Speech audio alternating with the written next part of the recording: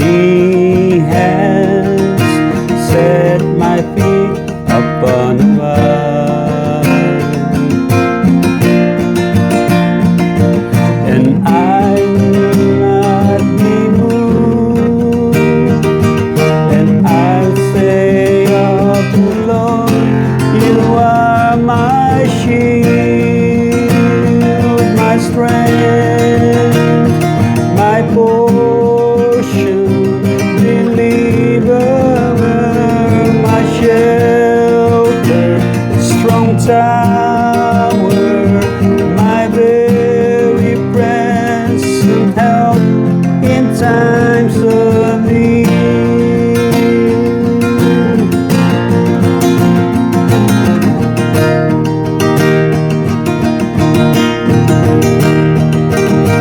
Whom have I in heaven but you?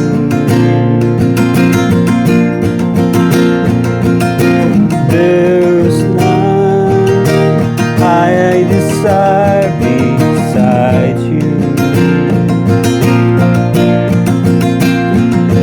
and you have made me glad, and I'll say of the Lord, you are my shield, my strength, my portion, deliverer, my shelter, strong tower, my very present help in time of need.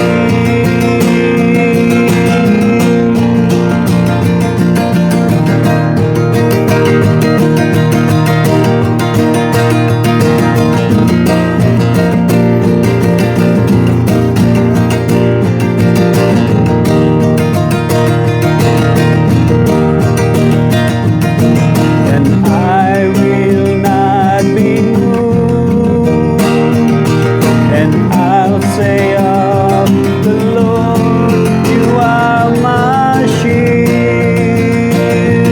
my strength, my portion, deliverer, my shelter, strong tower, my very present help in time of need.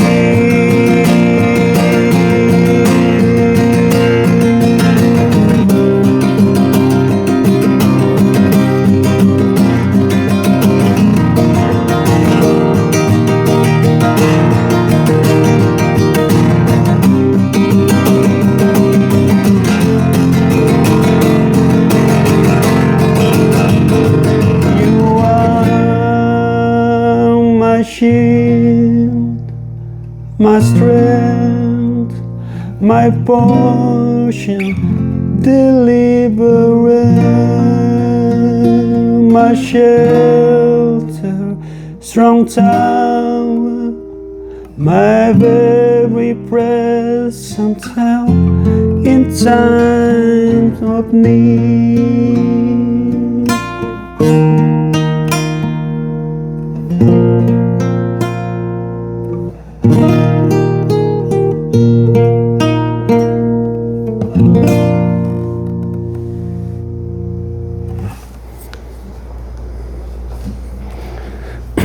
Although matagal na yung song na yan, if I'm not mistaken, about 1990s. Mid of 1990s or late 1990s. Kasi napakinggan ko yung song na yan. Napakinggan ko sa sa Spotify. So, as I said, I wanna sing this song. Kamusta naman kayo dyan? Brother Joe ito ng The Holy Spirit's Touch Revival. At isa na namang magandang pagkakataong ito na makapagpahagi sa inyo ng exhortation. Sometimes meron ako na i-share sa inyo about the deep things, the meaning of God in the Bible, using the Bible also. At ito ay non-monetized YouTube video contents ko. At hindi ko ibibigay ang aking data sa kanino man at para magkapera. Hindi ako ganon. At una sa lahat ay hindi po ako vlogger na making money. Hindi po ako vlogger. I am a gospel preacher po ng Panginoon. I'm not a vlogger. I'm not a random vlogger. I'm a gospel preacher. At ang aking ipinapahayag ay ang aking Lord and Master and Savior na si Jesus Christ, the Son of the Living God. Sa mga hindi pa ho na nakakapag-subscribe po ay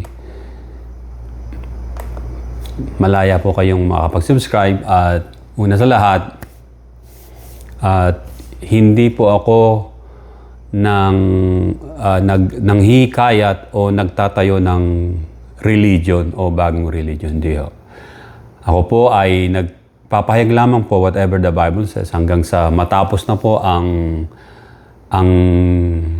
naiatang sa akin ng Panginoon, natapos na rin ang lahat sa akin, ang buhay ko. At ang masasabi ko ay naipahayag ko ang dapat ipahayag nang walang anumang kapalit o kabayaran sapagkat ang Diyos lamang ang nais ko na siyang magsabi sa akin na well done, my child. Sa araw na tayo ay wala na sa mundong ito. Iyan po ang pinaka-importante.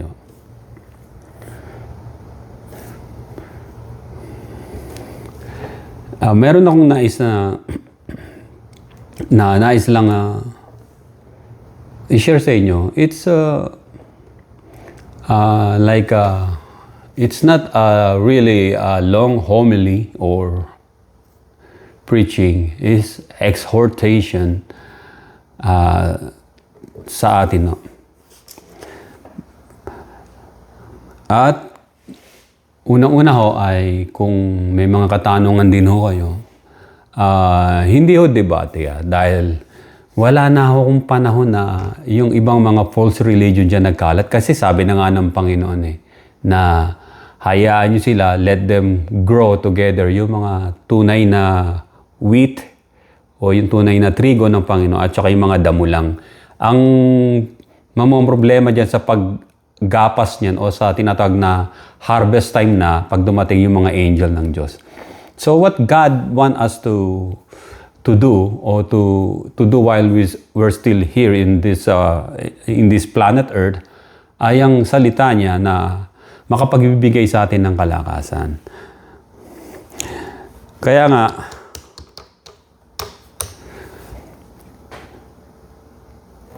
dito babasahin ko rito na sa 2 Corinthians chapter 12 verse 9. Ito yung isa sa mga kay Apostol Pablo na sinasabi niya. Ang sabi rito sa verse 9, and he said to me, ang nagsasalita si Apostol Pablo, sinabi niya sa akin, ang tinutukoy niya ang Panginoon Kristo, and he said to me, my grace is sufficient for you. For my strength is made perfect in weakness. Therefore, most gladly, I will rather boast in my infirmities than that the power of Christ may rest upon me. Sabi na Apostol Pablo naman. Yung kinanta natin, yung kinanta ko kanina, na yung kanta ng Hillsong, na merong salita, merong yung title doon na Made. M-A-D-E. Tulad ito na kay Apostol Pablo na sinabi ng Panginoon, my grace is sufficient for you, na sinabi ng Panginoon sa Kristo kay Apostol Pablo, my grace is sufficient for you, for my strength is made perfect in weakness.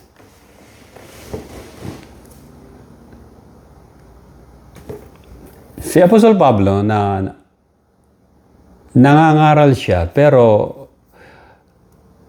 hindi nalalaman ito ng maraming mga sa kasalukuyang Christian. Pero sa panahon niya, nung nangangaral siya ay, sabi ng verse 7, "And lest I should be exalted above measure by the abundance of the revelation."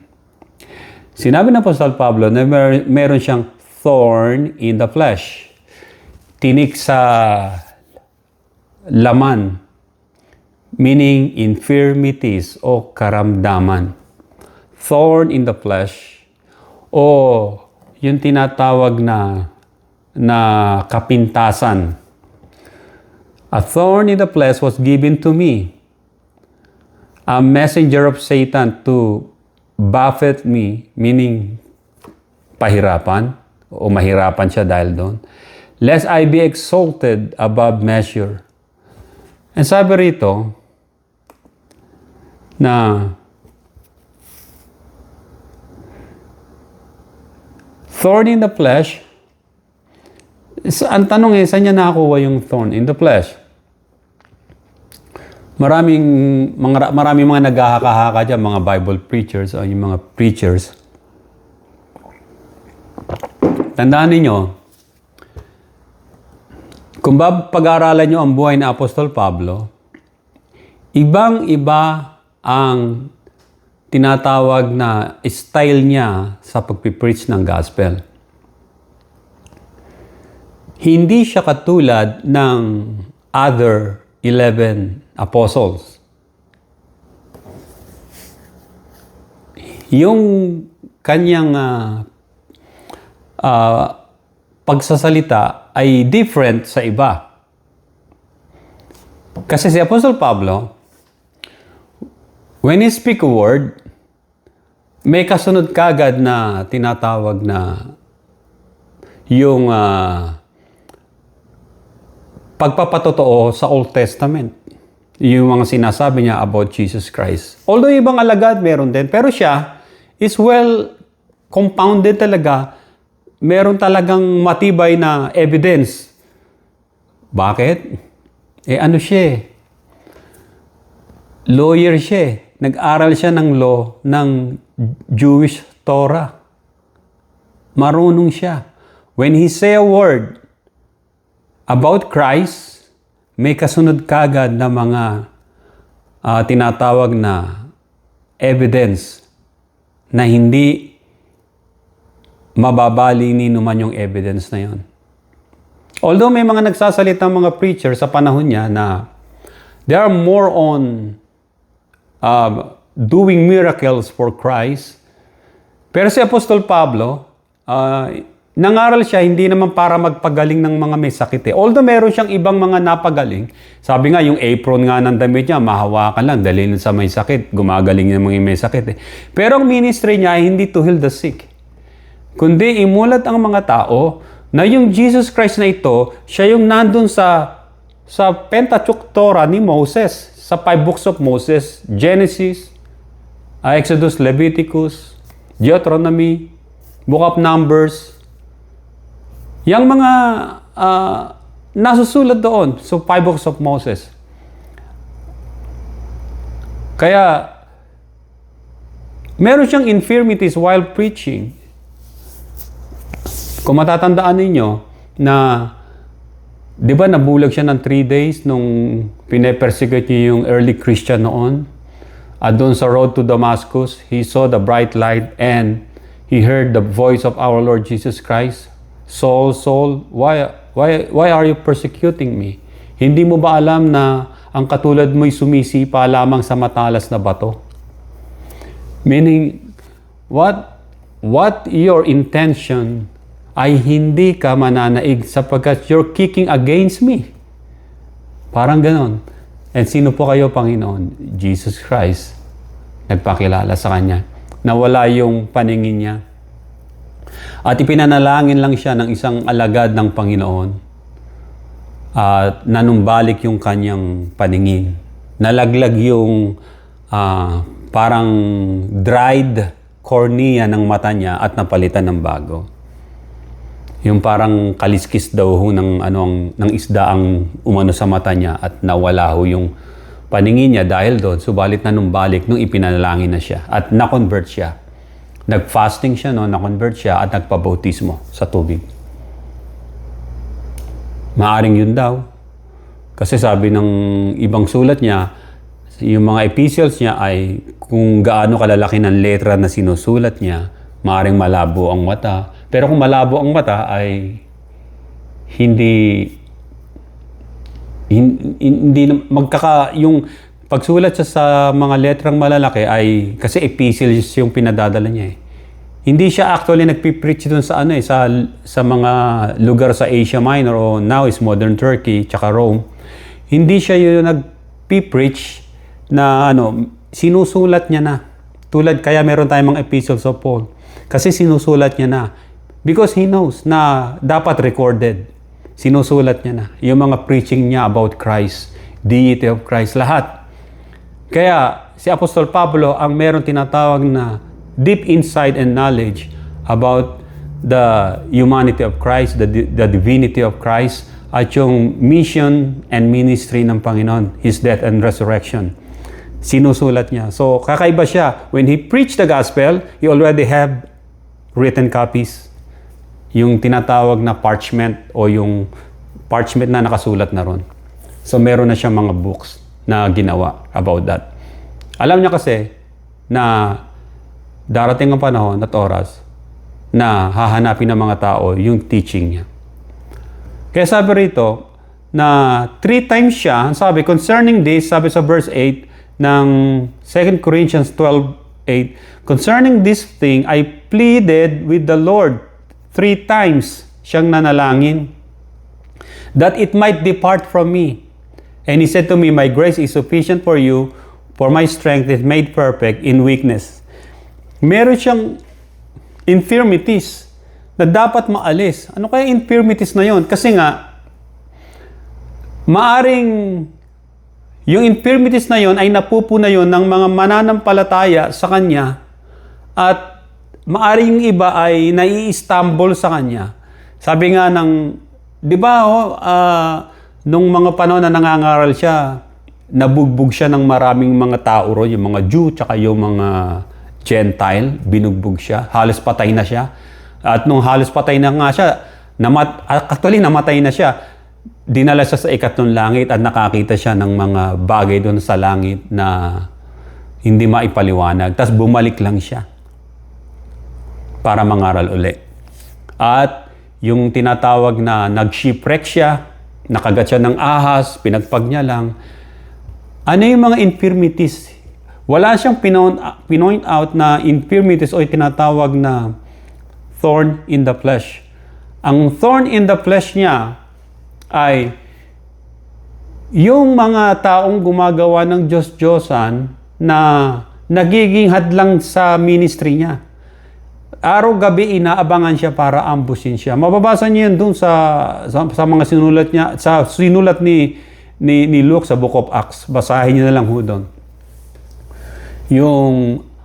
Yung mga Diyos-Diyosan na ginagawa ng mga tao noon doon sa Asia Minor na tinatawag nilang Diana. Kaya, di ba, nagsisigaw sila, greatest is Diana, kesa doon sa pinapangaral ni Pablo.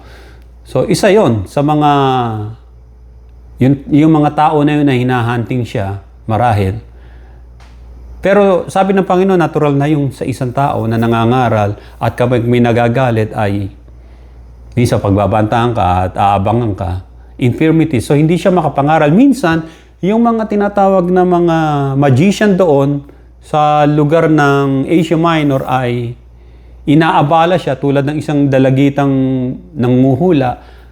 Everyday na sinusundan siya, itong taong ito ay nangangaral sa inyo kung paano maligtas. Everyday na lang.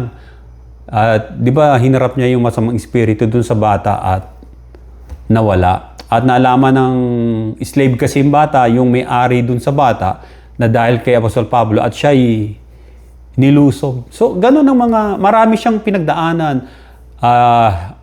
Yung mga tinatawag ng mga barbaric tribe, nilusob sila, yung mga ganun. So, dahil sa nangangaral siya, anong infirmities kaya na pwedeng... Sinabi niya na, I pleaded with the Lord 3 times, that it might depart from me. Maaring karamdaman, maaring malabo ang mata, at sabi nga ng maraming preacher, maaring si Apostol Pablo ay merong hip dislocation problem kasi nabugbog siya. At maaring iika-ika siya, hindi makalakad. O dahil sa tinatawag na aging, nagkakaroon siyang tinatawag na arthritis. Hindi pa kasi alam ng mga tao noon yung arthritis. Yung medical ng arthritis, maaring gano'n, nahihirapan na siya magsulat dahil yung kamay niya parang matigas na yung mga buto niya rito. So halos nasa nasa 60s and 70s, nagsusulat siya. So, isa yun eh. Whatever infirmities na hindi niya sinabi, ito'y nararanasan niya.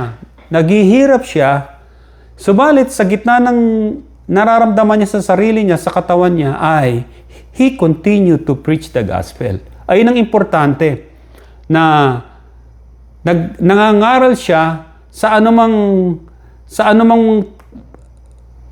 tao na madaanan niya, kasi siya'y isinugo bilang Hudyo, isinugo siya sa mga Gentile. Doon siya mangangaral sa mga Gentile dahil sinabi ng Panginoon sa Kristo sa kanya yon. At nung nasa Asia Minor din, Cappadocia, yan si Apostle Peter, isinugo lang si Apostol Pedro sa diaspora Jews. Doon lang siya sa mga Hudyo sa diaspora, sa nakakalat doon sa Asia Minor at doon sa lugar ng Eastern Europe. Subalit,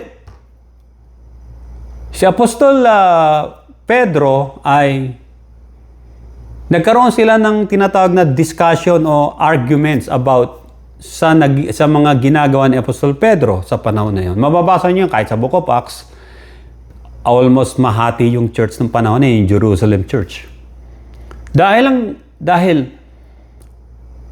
si Apostol Pedro, he's supposed to preach for the diaspora Jews. Ang ginawa niya ay yung mga Gentile doon, yung mga Greek doon, nangangaral siya not to convert to Christ, but sinasabi niya kasi na all of you Gentiles must circumcise. Mababasa niyo rin dito yon. At kumakain siya ng mga pagkain ng mga Gentile, nakikisama siya, at the same time, gusto niya maging Hudyo, kaya nagtalo sila ng Apostol Pablo.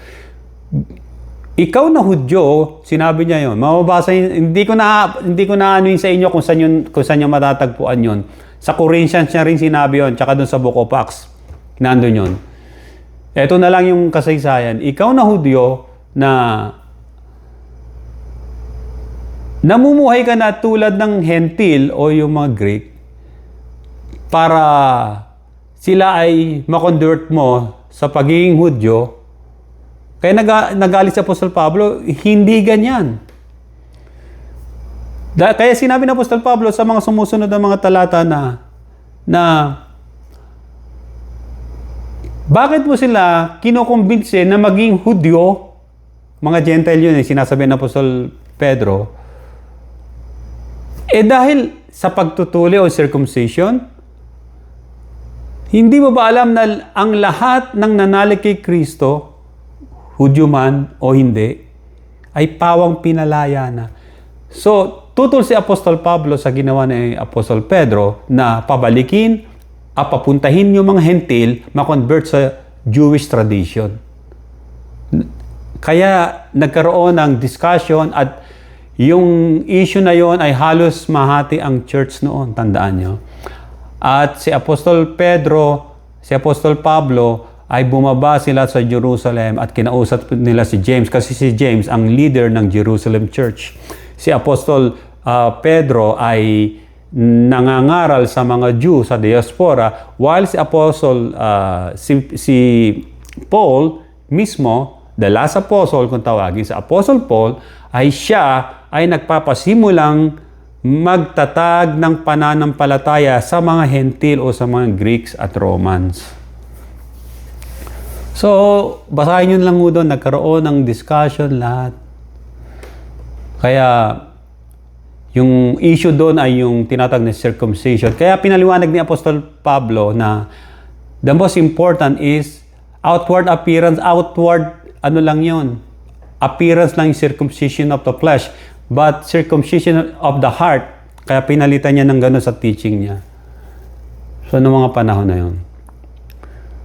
Kasi Jew lang ang sinicircumcise ng mga panahon na yun. And yung ibang mga Arabic country, just recently lang yun. Yung Islam nung 600 something AD naging religion. So pero labas yun sa Jewish tradition. Yeah, sa mga hindi nakakalam kasi circumcision of the flesh, yung foreskin yun, nasa panahon ni Abraham yon at sa Exodus and then Leviticus. Sa Genesis, nandun din yun, inutos ng Panginoon sa kanila para ayun na maging palatandaan ng promise nila. Although yung may mga Christian na circumcised and uncircumcised, it doesn't matter. Halimbawa ako, I'm a circumcised. Dahil alam natin yung mga Pilipino circumcised ang mostly. For I don't know the reason, but circumcised, pero it's not because they are Jew or that's a biblical. It's just a form of tradition na pag ikaw ay tuli, ikaw ay matapang ka, in ka, parang ganon. So sa panahon natin ngayon, maging sa US, sa Australia, sa Canada, sa Europe, it's cosmetic na lang yung circumcision. Kaya may bayad yun, mas mahal. Sa insurance kino-cover yun. Although hindi yun ang topic ko sa circumcision, ay sa ibang pagkakataon yun. Yung tinatawag na biblical circumcision, I'm talking about. Kaya si Apostol Pablo, merong karamdaman. Ang sabi rito, eto siya na rin nagsabi sa mga taga-Romans. And sabi niya sa Romans chapter 5 verse 1, therefore, having been justified by faith, sa ngayon na tayo ay pinalaya dahil sa pananampalataya, na-justified tayo, we have peace with God through our Lord Jesus Christ. Meron na tayong kapayapaan nagmumula sa Diyos sa pamamagitan ng ating Panginoon Kristo. Verse 2, through whom also we have access by faith into this grace in which we stand. So ang sinasabi niya na ang pananampalataya natin ay naging access natin ito sa biyaya ng Diyos na ngayon tayo ay naninindigan and rejoice in hope of the glory of God. At tayo ay nagagalak sa pag-asa of the glory of God. Yung rapture yun, yung second coming niya yun also. Verse 3, and not only that, but we all also glory in tribulation. Nagagalak tayo sa tribulation. Persecutions, hindi lang persecutions yan.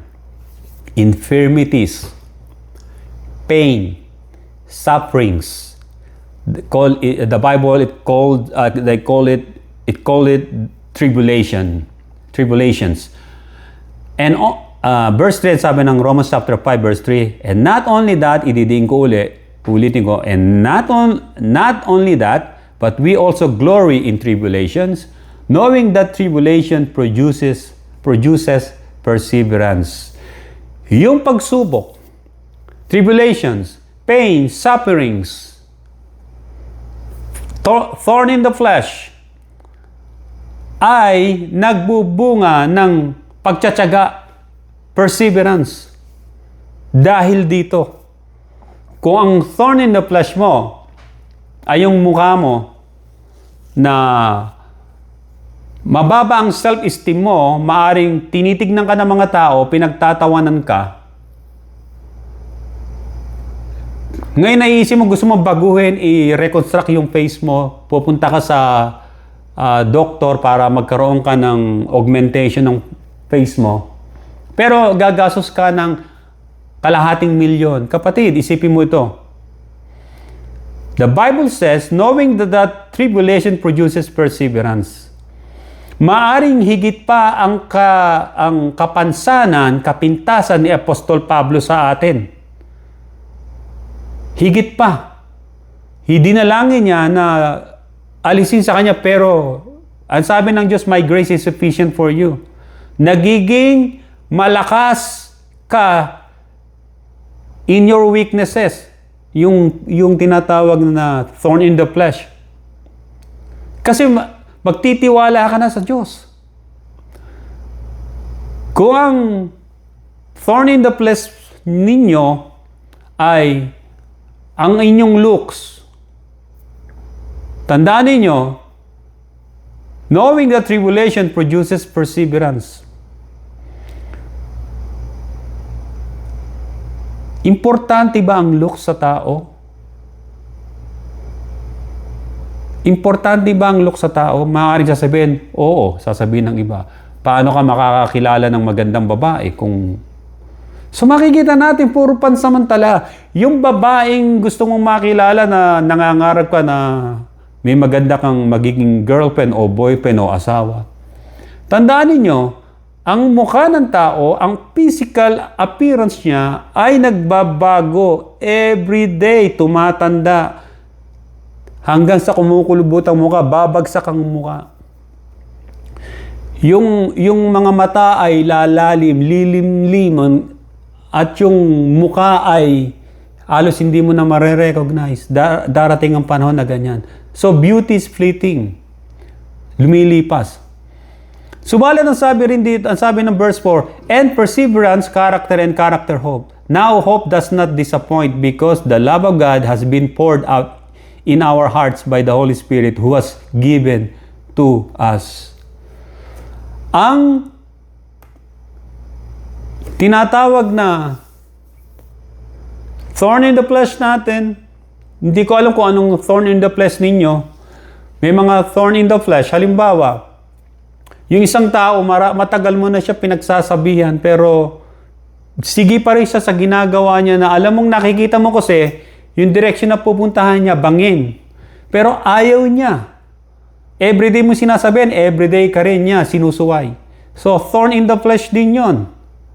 Hindi lang sa physical na kaanyuan natin o yung karamdaman na nasa atin, kundi maging sa mahal niyo sa buhay na nagiging palasak ang pamumuhay, araw-araw niyong iniiyak na magbago siya, yun ay thorn in the flesh. Na kinakailangan magbunga tayo ng perseverance. Kaya nga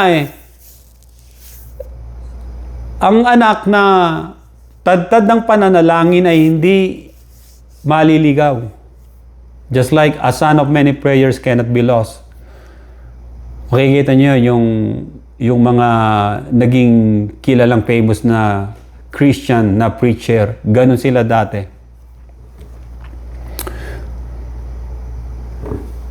Sabi rito ng 2 Corinthians chapter 12 verse 10, makikita natin dito. Ang sabi, therefore I take pleasure in infirmities, in reproaches, in needs, in persecution, in distress, for Christ's sake. For when I am weak, then I am strong. Ang sabi niya, therefore, siya'y nagagalak sa kanyang mga infirmities. Kung ang infirmities nito, yung mga reproaches, yung mga pangangailangan niya, yung tinatawag na kahirapan niya, persecutions, mga distress sa buhay, ang sabi niya, oh, for Christ's sake, for when I'm weak, then I am strong. Itong magandang tinatawag na attitude natin when we have these infirmities, reproaches, pinagtatawanan ng mga tao, in needs, mahirap tayo. Hindi nagpayaman si Apostol Pablo Pine-persecute, in distress. Pag sinabing in distresses, halimbawa, may kapatiran, tinatawag siya kahit hating gabi na gustong ipanalangin niya, papanalangin kasi halimbawa na malapit ang mamatay o nagkasakit, pupunta siya, gigising siya, babangon siya, ipapanalangin niya. Yun ang gawain ng Apostol Pablo. Ang tingin na maraming mga makasalanang tao sa kanya ay isang katawa-tawa at isang tao na hindi siya matipuno o hindi siya tinatawag na threat sa kanila. Ibig sabihin, hindi siya pogi. Sabi nga ng mga ibang mga Bible scholar na maaring si Apostol Pablo dahil sa uri ng kanyang trabaho na tent maker ay babad siya kasi may chemical din yun. Nilalagay nila sa chemical yung mga tinatawag na leather. Tapos kinakayod nila yun, tinatanggal yung makakapal na parang mga taba ng balat. Bibilad na yun, papasanin niya yun. So maaring yung kanyang flesh ay dahil contaminated yung mga, alam niyo, may mga chemical na nilalagay din dyan sila noon. Maaring yung balat niya ay hindi ganong kaganda at iika-ika siya. Talagang hindi siya talaga masasabing isang tulad ng mga preacher ngayon na naka-necktie, naka-Amerikana, isang set ng Amerikanang damit, hindi Amerikanang babae, yung Amerikanang suit. Tapos yung iba, nakabarong Tagalog, napakaganda. Ako na nga, nandito, wala pa akong barong Tagalog eh. Hindi ko naman pinangarap yun eh. Yung mga magagarang bihis, why? Bakit yung mga preacher ngayon ganon? To attract people na masabi na ito ay makadiyos na tao. Yung ba sinasabi ng Biblia? Kung makikita niyo si Apostol Pablo at yung mga preacher ngayon in our modern times, si Apostol Pablo ay katulad siya ni John the Baptist. Ang suot ni John the Baptist ay kapirasong balat ng animals, leather kung tawagin. Yun lang. Si Apostol Pablo yun din eh. Sinabi niya nga sa Biblia, sa sinulat niya, maging sa Corinthians, sa Book of Corinthians na until na nagugutom siya, sira-sira mga damit. Dahil hindi siya nanghihingi. Pag nangangaral nga sa ibang church, di ba? Binibigyan siya ng tulong. Hindi niya binubulsa. Ibinibigay niya doon sa pinasisimulang niyang church sa isang lugar at doon itinutulong niya sa mga people in need. Ang sabi niya nga one time na ninanakawan niya, ito yung metaphor lang, sinabi niya, ninanakawan niya ang church para maibigay. Hanapin nga natin yon.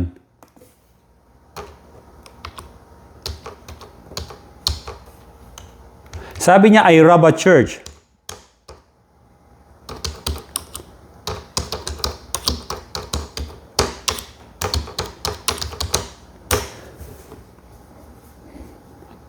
Naalala ko lang ho yun. Ito, 2 Corinthians, dito rin. Sa 2 Corinthians chapter 11. Ang sabi niya, did I commit sin in humbling myself that you might be exalted? Nagkakasala na ba ako kung nagpapakumbaba ako upang kayo naman ay maitaas? Sabi niya sa mga taga-Corinthians. Did I commit sin in humbling myself that you might be exalted? Because I preach the gospel of God to you free of charge. Ito si Apostol Pablo. He's preaching the gospel. He preached the gospel of Christ free of charge everywhere he go. Because I preach the gospel of God to you free of charge. 2 Corinthians chapter 11, verse 7. At verse 8, at sabi niya, pakinggan nyo, I rob other churches, taking wages from them to minister to you. Ito Si Apostol Pablo, ito yung metaphor niya lang. Hindi siya sarcastic dito. Sinasabi niya sa mga taga-Corinthians na, I preach the gospel to you free of charge. Nanghingi ba ako sa inyo, mga taga-Corinthians?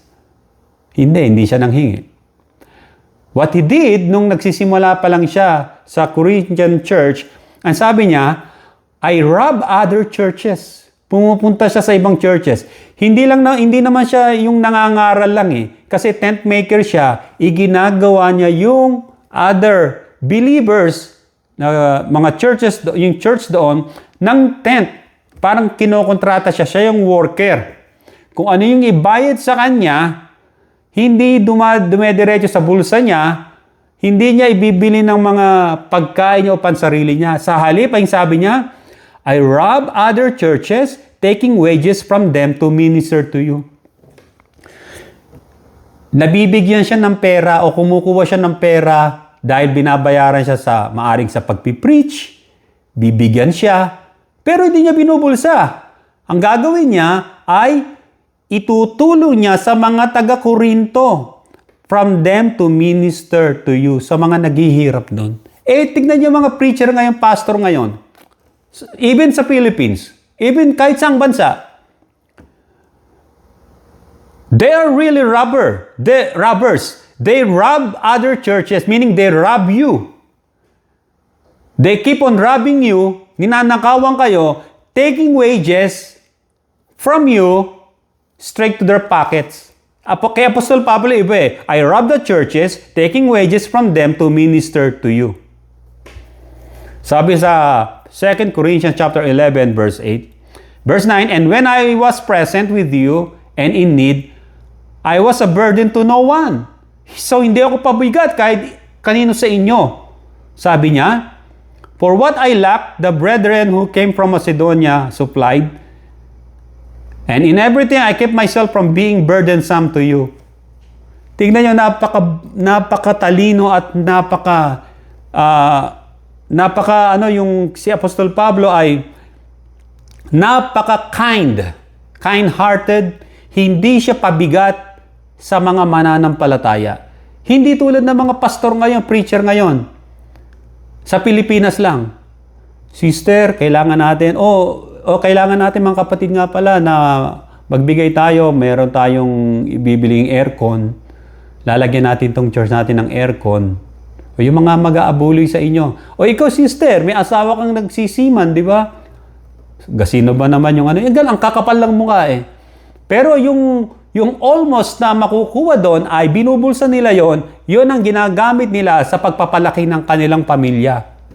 Kaya sino may-ari ng mga churches na yan? Yung mga tinayo, inirehistro sa Security and Exchange Commission, sila lang. Yung anak, tapos yung magiging apo niya, tapos yung magiging apo ng apo niya. Ayun na, hanggang kanila na yan. Ganyan ang mga false religion. Ganyan ang mga sugapa sa pera, hindi katulad ni Apostol Pablo na sinabi niya yung kanyang aral na ipangaral ang salita ng Panginoon na walang bayad, libre sa lahat ng tao, ay galing kay Jesus Christ na teaching. Subalit,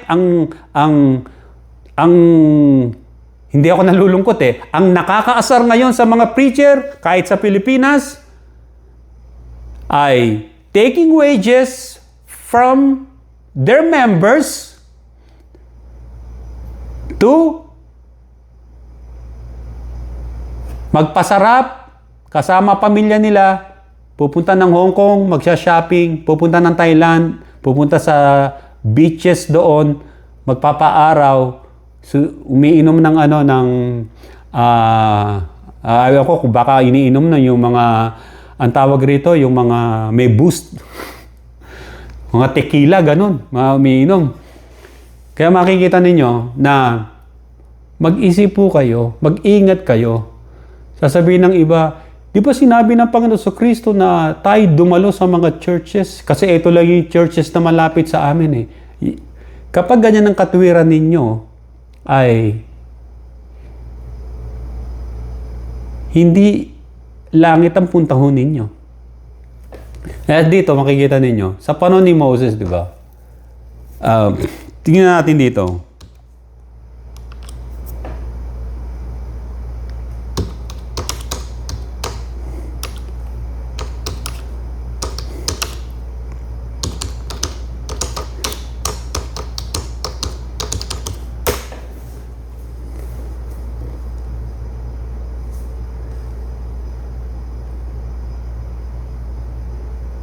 Ito, dito sa 11 muna. Hanggang 26. Sa Numbers chapter 11, verse 24 hanggang 26. Listen to this, my fellow Filipino, and kung sino man ang nakakapakinig sa akin.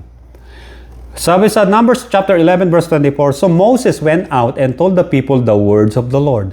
And he gathered the 70 men of the elders of the people and placed them around the tabernacle. So 70 men ang inappoint niya around the tabernacle.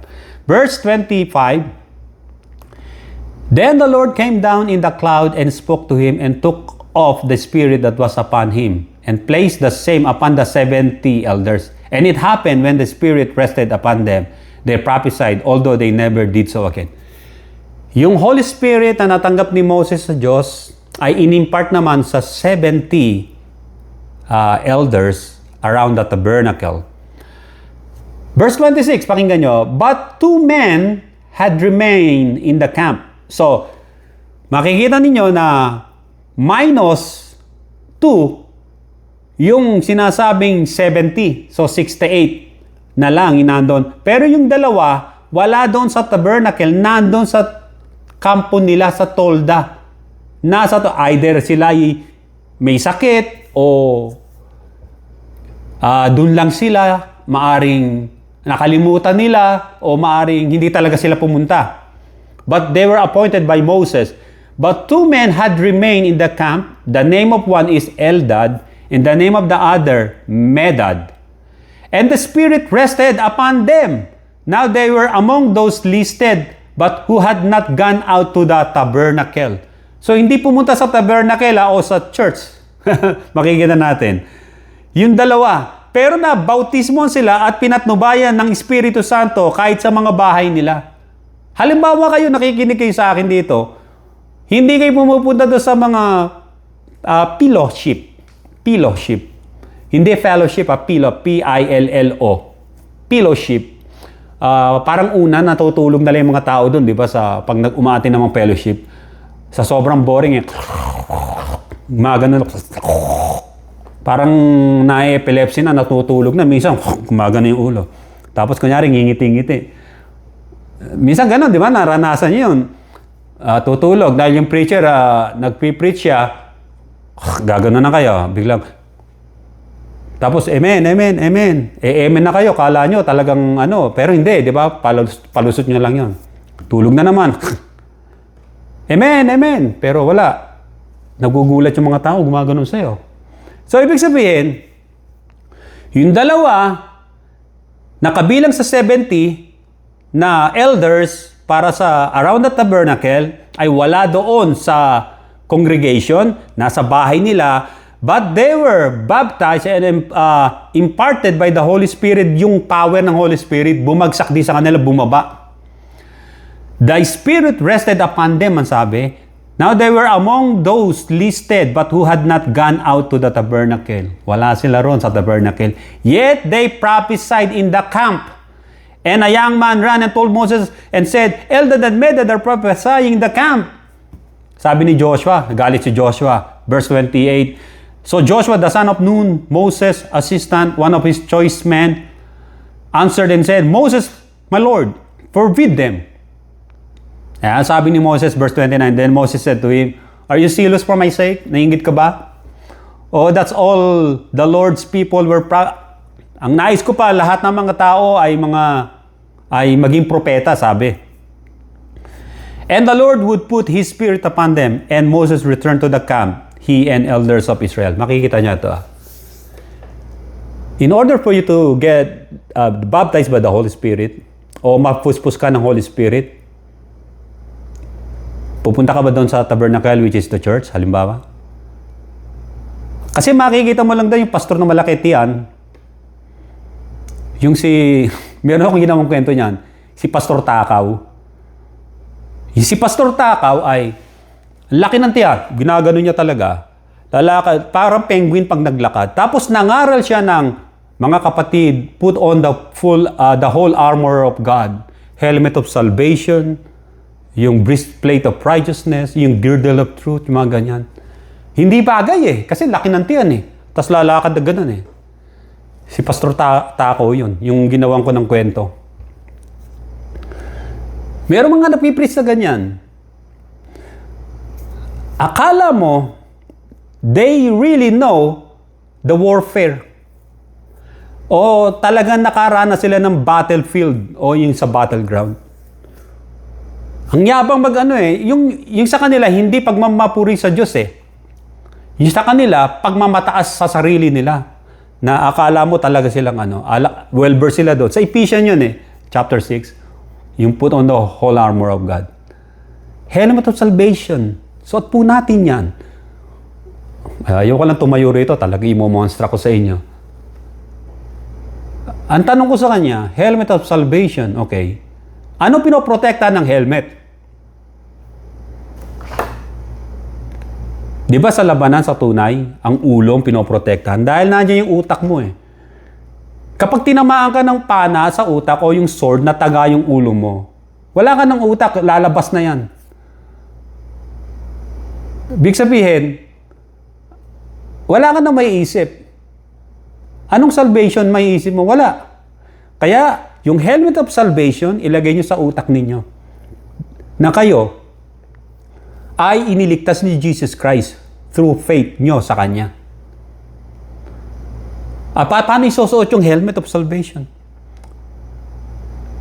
Nung kami ay nag-gear up na, doon pala sa training, doon sa Texas, Fort Bliss, Texas.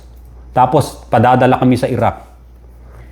Hindi namin alam kung one year and a half kami roon. Basta, I don't care. Sa akin, what I care is, I wanna fight. I wanna bring my skill. Either mamatay ako roon, bahala na, sabi kong ganun. Ang daming helmet yun. Sinusuot namin, either medium, large, o extra large, mga ganun. Take your time. Kasi, pag sinuot mo yon at nagkamali ka ng suot mo, ay mapapahama ka kasi kinakailangan take your time to put on na babagay sa ulo mo, sa head mo. Kinakailangan, yuyuko kang ganon, hindi siya mahuhulog at yung strap nandito. Gaganon ka, hindi siya iikot na ganon. Gaganon ka, hindi iikot. Gaganon ka, hindi gaganon. So, kinakailangan, take your time. Ginagalaw-galaw ko. Minsan, yung kasama ko, ginaganon. Okay? Okay ba yan? Binababang ganon. Dapat hindi. Kasi sa actual battle, yung tinatawag na hand combat, yung helmet kasi pag nahawakan sa iyo, naka-strap dito, masasakal ka, patay ka. Gaganunin lang yon. So, kinakailangan fit sa'yo na dala mo parang bungo mo na siya, parang head mo. Yun ang helmet of salvation. Na hindi lang kayo magsusuot. Huwag kayo maniniwala sa mga preacher na malalaki na nangangaral na ganon. They don't have a experience sa tinatawag na warfare o battlefield. Basta magkwento lang sila pagkatapos, okay, magbigay na po tayo. Ito magandang portion ng ating pagsamba ngayong Sunday, ang tithes and offering. Ganon sila. So, dapat hindi po tayo ganon, ha?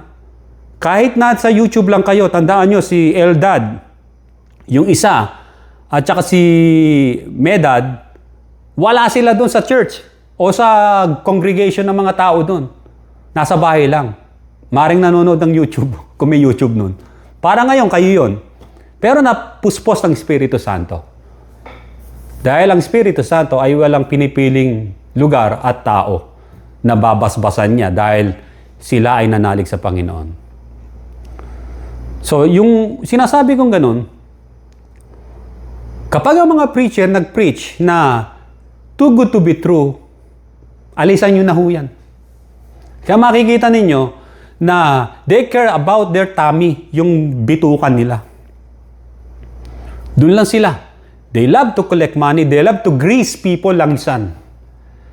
Ito pa sasabihin, suot natin yung breastplate of righteousness. Eh, paano masusuot yung at sagwa pag siya nagsuot imagine niyo doon sa stage. Ang laki ng tiyan, parang si Buddha doon sa Chinatown. Yung ginaganon yung tiyan. Buddha, Buddha, Buddha ding, Buddha ding. Nga ganon, di ba? Sabi ng Bombay, Buddha ding yan, Buddha ding. Ang laki ng tiyan. Kasi si Pastor Taco yun yung kwento ko. Hindi ko makukwento kasi ngayon dito dahil matagal ang kwento nun Lalakad-lakad siya, kala mo penguin. Isuot ang breastplate of righteousness. Yung katuwiran. Siyempre, yung katuwiran ng righteousness, ang pinoprotektahan doon ay puso. Nasaan ang puso? Di ba nandito? Sa gitna na yan. Ayun ang poprotektahan. Kasi yung puso natin, diyan kumakatok ang Panginoon sa pintuan ng ating mga puso. Sa metaphor na explanation. Yung puso natin ang umiibig sa Panginoon.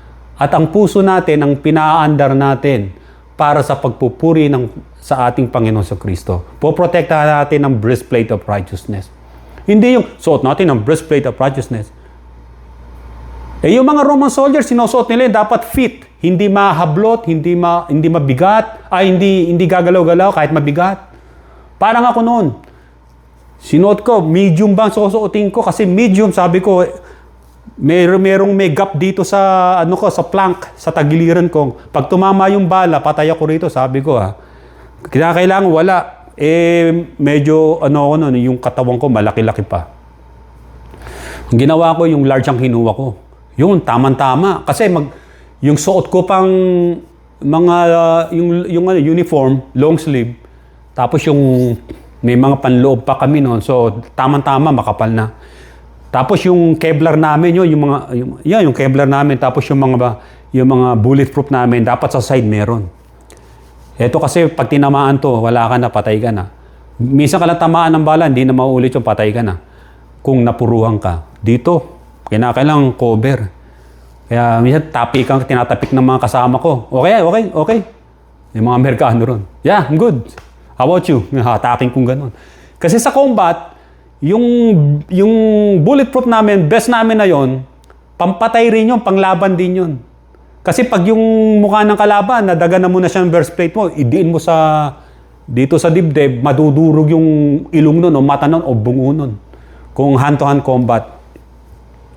Pagkatapos, yung girdle of truth, yung girdle namin sa bewang, yung mapoprotektahan yung mga groins ng lalaki, pati sa back. Kasama yon. Makikita niyo si Pastor Takaw, ang laki ng tiyan, penguin lalakad-lakad na gano'n. Paano mo isusuot sa kanya yung girdle of truth na yung pang-protection, yung ang laki So makikita natin, may binabagayin yung preaching na yon, yung tinatawag na whole armor of God. May binabagayan po yan. Kung kayo po na nangangaral ng mga Pilipinong pastor na preacher, sobra tako ninyo, lalaki ng tiyan nyo, tapos mangangaral kayo ng breastplate of righteousness. Basahin nyo Ephesians chapter 6 yun. Ay, hindi yung babagay. Kasi, unang-una, you don't know about yung tinatawag na warfare. Wala kayo kasi ang pinaka-warfare nyo ay kung paano ubusin ang pagkain, kung paano nyo peperahan yung mga Pilipinong naghihirap na, kinukuhaan nyo pa ng mga higit pa sa tax ikapu, yung mga ganyan, Tyson offering, pag hindi pa nagbigay, tatawagin pa kayong magnanakaw, kayong mga Pilipino. Sasabihin ng Malakay chapter 3 verse 10, saan yung ninanakawan ng Diyos? So Tyson offering, wala nga sa Bible yun Hindi naman inutos si Jesus Christ yun Kung inutos siya, nakuuna mga ngaral din. Pero wala ho talaga. Kahit anong gawin ninyo, wala.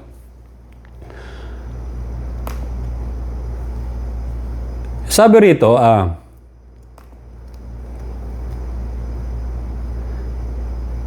kaya sabi ng Apostol Pablo, sabi niya sa 2 Corinthians chapter 11 verse 16, I say again, let no one think me a fool. Sinasabi ko sa inyo, wag isipin ninyo man na ako ay fool o siraulo.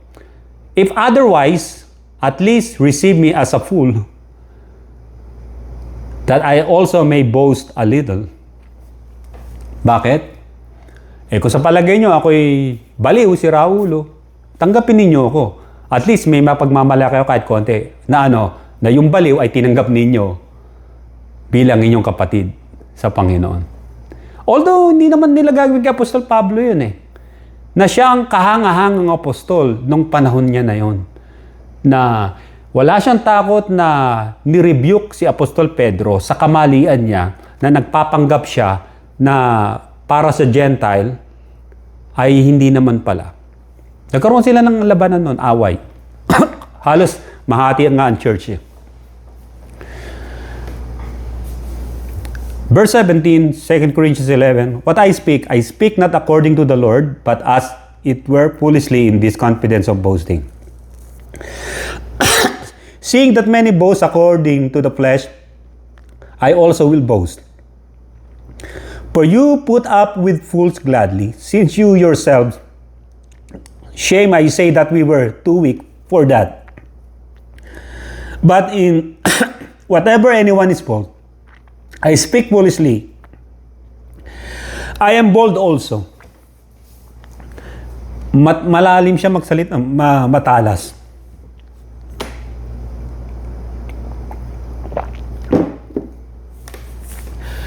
So yung mga nangongolekta ng pera, nagpapayaman sa sarili niya, nagmamapuri sa taglay nilang kagwapuhan, kagandahang lalaki, pananamit, figura, itsura. Hindi si Kristo ang pinangpopront nila, kundi yung kanilang, the way they speak, yung oratory message nila, na akala mo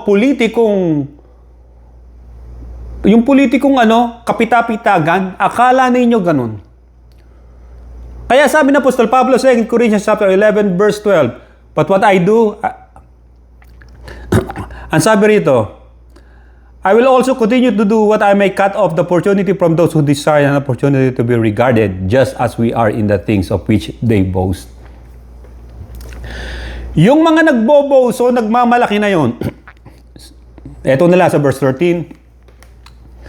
For such are false apostles. For such are false apostles, deceitful workers, transforming themselves into apostles of Christ.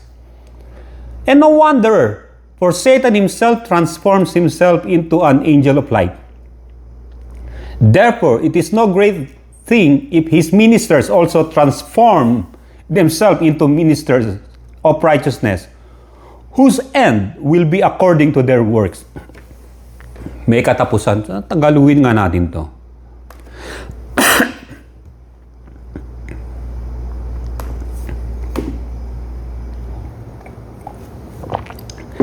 Ito Tagalugin ko ha.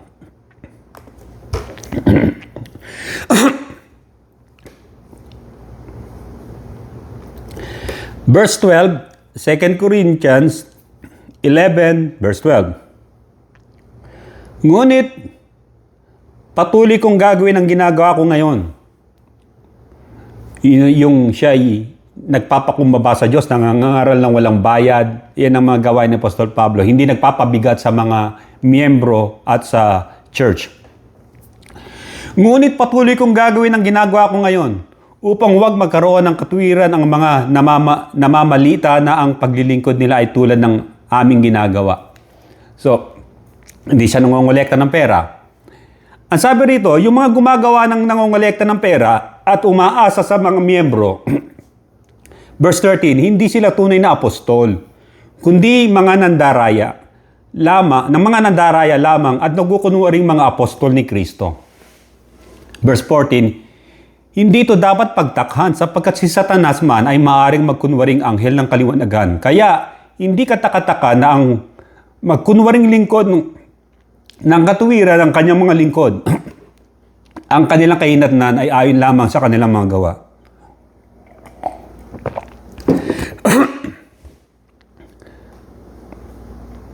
Kaya sabi, hindi dapat ito pagtakhan. Huwag kayo magtaka. Sabi si Satanas man ay gumagawa ng ganun eh. Making money out of it. When a preacher preach the Bible, he's preaching the Bible and getting money from it, siya ay kay Satanas. Period. Ayun ang nandyan. Kay Satanas. Tapos katwiran nila, kasi yung transportation, saan namin kukunin yun? Yung pagkain namin, syempre kukuha kami nangaral kami sa kanila. The same na logic na ginagamit ng mga worldly people yan. Ang pagpipreach ng gospel ay voluntaryo at walang bayad. Kung ayaw nyo ng ganitong buhay na nangangaral, na wala natatanggap, you better get another job. Umalis kayo sa mga churches, yung mga tao, para sila ay malugod ng Panginoong Diyos sa kanila. Dahil, para ang biyaya at basbas ng Diyos ay mapunta na sa mga tao. Hanggat nandyan ang mga bulaang propetang preacher na yan na sugapa sa pera, ay hindi mababasbasa ng pagpapala ang mga tao. Sa halip, sila'y kasamang hinahatak pababa sa impyerno. Sabi ni Jesus Christ, hindi lahat ng tumatawag sa akin, Panginoon, Panginoon, ipapasok sa langit. Eh di lalo na yung mga nangongolekta ng pera sa mga miyembro at nagpapayamang pastor. Aminin nyo yan. Nasa huling araw na tayo, mga kapatid. Ang sabi, in the last days, many will abandon the faith. I-abandon nilang pananampalataya. Ano bang pananampalataya? Mananampalataya ka sa Diyos. Mangangaral ka na walang hinihinging bayan. Ngayon, inabandon na ng mga preacher yan. Kaya yung mga churches sa Pilipinas, fellowship, para mga mushroom. Kung saan tumutubo. Nagiging source of income. Kaya kita nyo, why the calamity is still there in the Philippines? Because it cursed. God cursed those fellowship and churches na dala-dala ang pangalan ni Jesus Christ, pero sila ay hindi lingkod ng Panginoon. They're using the name of Christ. Halimbawa, great is the Lord Jesus Christ fellowship. Pero nangunguha ng pera. At hindi lang yan, pinagsasamantala ng mga miyembro, yung mga magagandang babaeng bata pang miyembro, nire-rape nila. Tapos yung mga lonely mga babaeng may asawang nasa abroad, unti-unti nilang ginagapang. Makikita nyo kademonyohan ng mga yan. Ganyan o ang mga taong hindi talaga sa Diyos.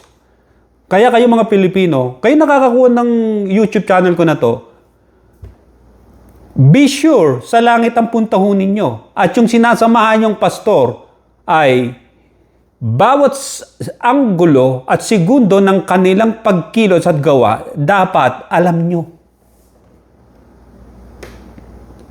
Pera-pera lang ho talaga yan. Kapag may pera, nandun ang peras the Lord. Nagpe-peras the Lord sila, praise the Lord. Pang ano lang nila yun, pang akit lang sa inyo, yung praise the Lord, amen, amen.